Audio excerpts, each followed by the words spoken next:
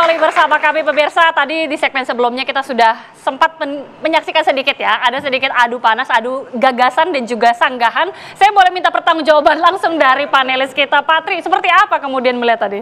Jadi gini Bang, bahwa salah asuhan itu memang dua kandidat ini kan awalnya berasal dari partai politik yang berbeda. Lalu ketika di Pilgub ini maju diusung oleh partai politik yang tadinya menjadi lawannya gitu ya.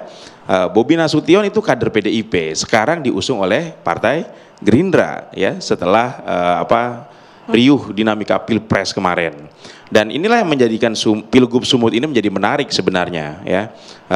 Jadi ini meskipun pilkada tapi rasa Pilpres ya. Karena di situ ada Bobi Nasution yang juga menantu dari mantan ya Presiden Joko Widodo, dan kita tahu juga bahwa struktur partai politik pendukung dari masing-masing calon ini adalah struktur Pilpres ya. Dan saya juga melihat bahwa komunikasi dengan pemerintah pusat ya, kalau dilihat dari konstelasi saat ini yang paling diuntungkan adalah memang Bobi Nasution ya, karena partai pendukungnya adalah Kim Plus gitu ya, kemudian juga diusung oleh partai politik yang juga mengusung Prabowo Subianto dan Mas Gibran. Jadi ini diuntungkan, tetapi bukan berarti ini jaminan komunikasi politik dengan pemerintah pusat di bawah Sumut, di bawah Mas Bobi gitu ya akan berlangsungan baik. Belum tentu seperti itu juga. Banyak kasus-kasus di mana gubernur, wali kota berbeda identitas politik tapi baik-baik saja. Tapi juga banyak juga yang tadinya sama identitas politiknya menjadi konflik gitu ya. Jadi belum tentu jaminan juga, tergantung nanti gaya leadership Mas Bobi kalau kepilih gitu ya menjadi gubernur. Dan yang saya coba ingin soroti sebenarnya debat ketiga ini ya, debat pamungkas sama-sama memiliki peran sentral bagi masing-masing kandidat. Bagi Bobi Surya ya, ini ibarat main bola, bolanya ini sudah di depan gawang hampir. Ya, jangan melakukan blunder. Ya, sudah mau menang nih ya, menurut lembaga survei sudah mau menang. Tapi kalau debat ketiga ini nanti ada blunder gitu ya, ada kesalahan fatal dari Bobi dan Surya gitu ya, bisa jadi hasilnya berbalik gitu ya. Sehingga strategi terbaik bagi pasangan Bobi Surya adalah saat ini bertahan. Jangan menyerang Bang, ini tolong di WA ya ke Mas Bobi ya. Kalau mau menang jangan terlalu agresif menyerang, cukup round pertama dan kedua aja menyerang. Di sisi lain pasangan Edi Hasan, nih Bang Bane ya, kalau di pertarungan ketiga ini bertahan lagi, wah bisa nggak mendapatkan hasil mantap ini. Ya jadi jangan sampai berdebat pertama dan kedua yang cenderung bertahan ini diulang di debat ketiga. Ya ini harus menyerang dan sudah tidak ada lagi kompromi lah untuk debat ketiga ini, kecuali harus memberikan gebrakan yang luar biasa biar bisa mengejar ketertinggalan elektabilitas menurut lembaga survei. Baik. Sekarang saya ke Patri, tidak hanya sebagai pengamat kebijakan publik tapi juga pengamat sepak bola.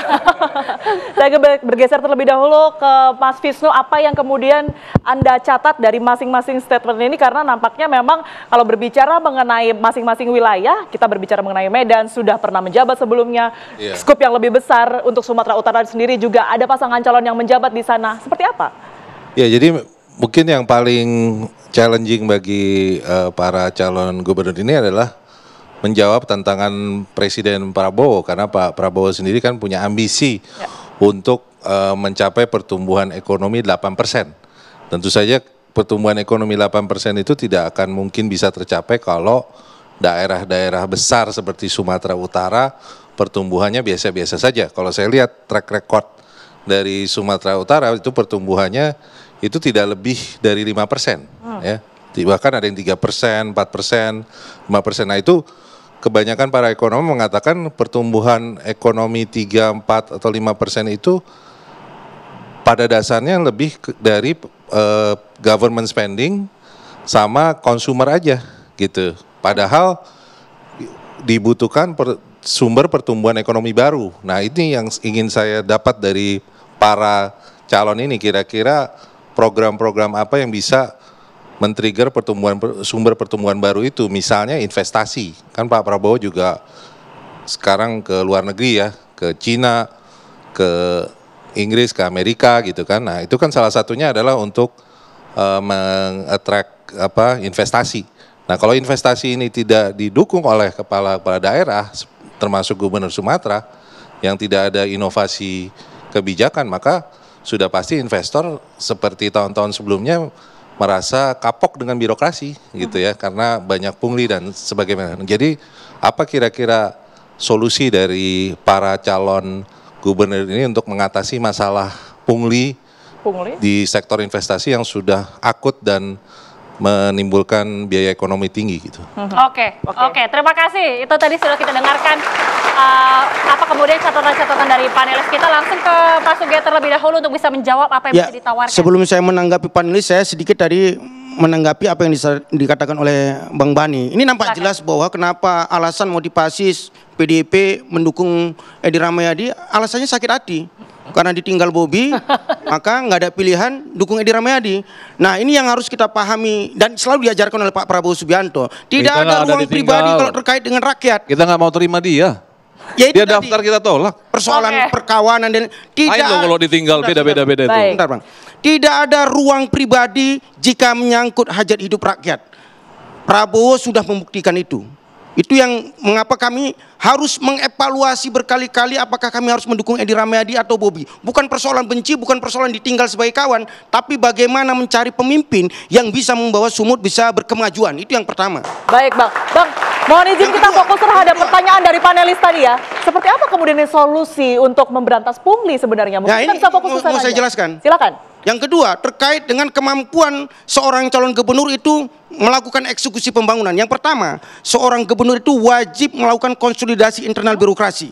Bagaimana kita lihat rekam jejak seorang Edi Rahmayadi, seorang Bobi, ketika dia diberi amanah di birokrasi, mengkonsolidasikan birokrasinya, itu di awal-awal. Saya yakin dan percaya panelis pun sudah paham teorinya bahwa di 5 tahun itu seharusnya konsolidasi birokrasi 6 bulan harus tuntas. 5 tahun zaman Edi Rahmayadi masih ada kepala dinas itu yang PLT, tidak definitif. Itu yang pertama. Yang kedua ada konyol. Ini mungkin jadi kekonyolan di Sumatera Utara. Setahun sudah meninggal, rekan-rekan juang sekalian, dilantik jadi pejabat eselon 3, setahun sudah meninggal. Arwah yang di kuburan itu dilantik sebagai eselon 3. Itu terjadi di Sumatera Utara dan itu memalukan. Berarti Edi Rahmayadi tidak tahu konsolidasi birokrasi di dalamnya. Yang ketiga lagi, ada beberapa kepala dinas yang tidak tahu ada masalah. Itu kepala dinas eselon 3 diturunkan ketika digugat di KSN, menang si yang diturunkan tadi. Itu sekali lagi meritokrasi dalam birokrasi Edi Rahmayadi lemah. Bagaimana dengan Bobi? 3,5 tahun Bobi tidak pernah ada kendala birokrasi. Tuntas dalam waktu setempo secepat-cepatnya konsolidasi birokrasi dilakukan. Karena nggak ada yang berani beda. Oh enggak, itu bahaya nanti kalau berbeda. Karena sudah terlanjur benci. Bukan, itu fakta. Itu yang ketiga. Yang ketiga terkait dengan investasi. Terkait dengan investasi, bagaimana seorang calon gubernur itu bisa punya hubungan yang baik dengan pihak swasta. Bobi wali kota Medan, saya nanti ajak adik-adik sekalian bagaimana melihat transportasi publik di Medan itu tidak pakai APBD, tapi dibiayai oleh swasta. Lalu bagaimana dengan Edi Rahmayadi? Sesumbar. Beberapa program yang dari awal dia sumbarkan itu dibiayai oleh swasta, itu hanya groundbreaking dan tidak pernah tuntas. Baik. Ya pastilah kalau terkait dengan kemampuan menjalin koneksitas dengan swasta, apalagi dengan CSR dan lain sebagainya, Bobi seorang wakil ketua MUIPMI, anak muda pengusaha, dibandingkan dengan Edi Rahmayadi jauh panggang dari api. Baik, baik Pak Sugeng, mungkin boleh langsung ditanggapi. Bang Boni sekaligus juga menanggapi bahwa berdasarkan survei ini nampaknya Bobi lebih tinggi 60% harus Bang. Harus ada gebrakan nampaknya. Seperti apa? Justru yang terbawa rasa itu Bang Sugiat. Saya nggak terbawa rasa. Kita bicara data aja. Mudah-mudahan ini bisa memenangkan rasanya pemilih, ya kan? Lihat datanya ya, data bagaimana 5 tahun seorang Edi Rahmayadi dengan data Bobi memimpin Kota Medan 3,5 tahun. Oke, kita sepakat di 3,5 tahun. Misalnya nih, pertumbuhan ekonomi Kota Medan itu cuma 5,04%. Sepakat bahwa itu hanya spending. Oke. Lalu kemudian persentase kemiskinan 8%. Tinggi. Lalu pengangguran terbuka 8,67, tinggi. Lalu indeks Gininya 0,373. Artinya apa itu adik-adik mahasiswa? Ketimpangan tinggi di Kota Medan. Jadi Jangan bicara rasa tadi. Rasanya dia mantap komunikasi, rasa datanya aja yang bicara. Bentar, Medan itu bagian dari Provinsi Sumatera. Kalau diambil data dari kabupaten kota, ini sama, data Bang. BPS ini. Ya betul, Medan itu bagian dari Sumatera. Oh, Ini provinsinya beda dong. Kan lain kepemimpinannya beda. Pemimpin di provinsi, pemimpin di kabupaten kota. Masa kita harus yang jelasin dipimpin itu? oleh Edi Ramedi apa? Medan, provinsi. Deli Serdang. Ya semuanya Kan provinsi. Artinya apa guna wali kotanya? Iya kan? Nah, jadi kalau tadi bicara bahwa karena wali kota ini kolaboratif, mampu komunikasi, kalau itu memang jadi ukuran seperti, dan saya sepakat dengan panelis kita, nggak jadi ukuran juga. Ukurannya adalah tereksekusi nggak? Coba sampaikan ke saya, apa yang tereksekusi di Kota Medan? Lapangan Merdeka, mulai saya datang ke sana dia jadi wali kota, sampai hari ini saya tatap itu tetap begitu-begitu aja. Oh siap, salah. Itu seng, ya kan? Berarti nggak datang ke Ya. lapangan Merdeka. Lapangan Merdeka sekarang sedang proses pembangunan. Sedang berproses, dan Bos. itu multi-years. Abang tahu nggak multi-years itu? Mau multi-years atau tidak pun nggak pernah ada pembangunan di situ. Sekarang lagi dibangun, Bang. Aja. Nggak, Sekarang. lapangan. Jadi gini. Ini. Saya mau bicara data nih. Enggak, ini data. Enggak. Lapangan Merdeka sekarang dibangun. Saya yang bicara tuh. Zaman Bobilah itu dieksekusi. Sebentar bang, silakan. Oke. Sedikit aja, sedikit Ya. bang. Saya mau bicara data, biar kita tidak terjebak dalam persoalan rasa aja gitu ya. Rasanya. Lalu di Provinsi Sumatera Utara apa yang dilakukan oleh Pak Edi? Berhasil kok menekan gini rasio. Artinya tingkat kemiskinan ketimpangannya itu rendah dibandingkan Kota Medan yang putaran uang jauh lebih besar di Kota Medan daripada kota-kota lainnya di Sumatera Utara.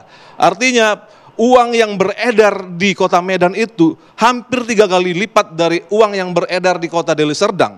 Tapi kemiskinan, ketimpangan jauh lebih besar di Kota Medan. Apa itu? Baik. Prestasi. Baik, kita akan minta tanggapan Pak Sugiat sesaat lagi ya. Ditahan terlebih dahulu, nampaknya sudah muncul di kepala ini, nanti jawabnya apa begitu ya. Sesaat lagi kita akan kembali untuk Anda pemirsa.